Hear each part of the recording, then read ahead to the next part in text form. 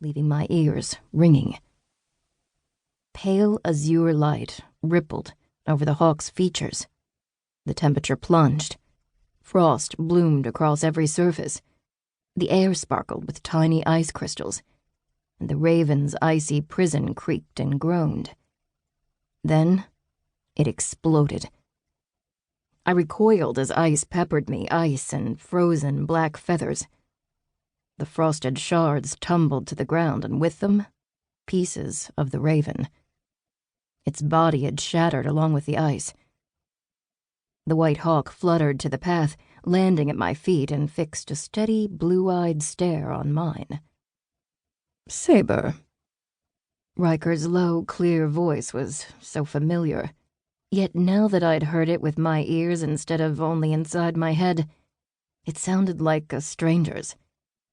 "You have returned," he added, a slight hesitation on the last word. I knew why he'd faltered over his word choice.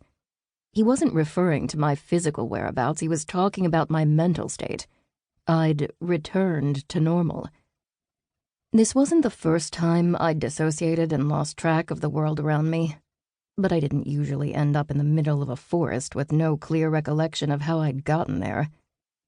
Pushing forward onto my knees, I glanced around for a landmark.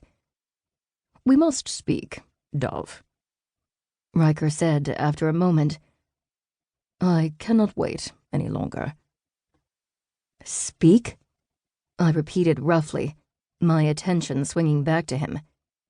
"We aren't going to speak. I never want to hear your lying voice again." "As you've told me several times, but I disregarded those commands, as I will for every foolish order you may deign to throw at me."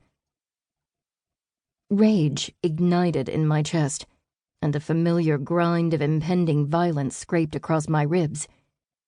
"You've been deceiving me for 7 years, and now you're calling me foolish?"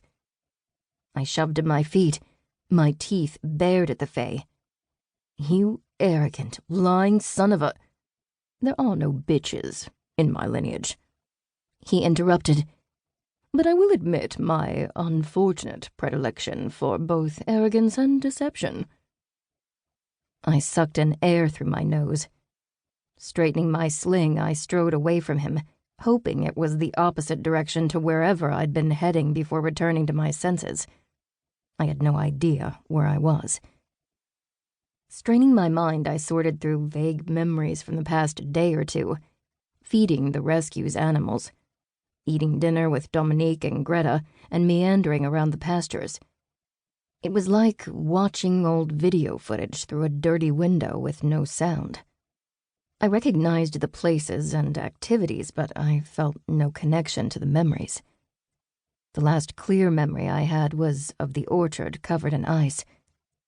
I vividly remembered the cold against my skin, the sharp sting of Lalakai's claws at my throat, and Riker's voice in my ears as he'd warned her to keep her hands off his druid. His druid. Meaning me. "Saber." Footfalls padded after me in a four-legged rhythm, and I glanced angrily over my shoulder to find a white-furred, blue-eyed coyote. At the sight of his canine form, a fresh wave of disbelieving horror crashed over me, just like in the orchard, when I'd realized the depth of his deceptions. "Saber," he repeated firmly, projecting his telepathic voice into my mind. "We need to speak. If for no other reason, then more Fae will seek you out, and we must—" "We aren't doing anything. Leave me alone, Riker." "I will not." The coyote trotted up to my side, one azure eye canted up toward me. "I will not casually abandon my role as your guardian now, just as I have not these past 4 days." I missed a step. 4 days? He was silent for a moment. "Too much accosted you in too short a time. Your mind retreated."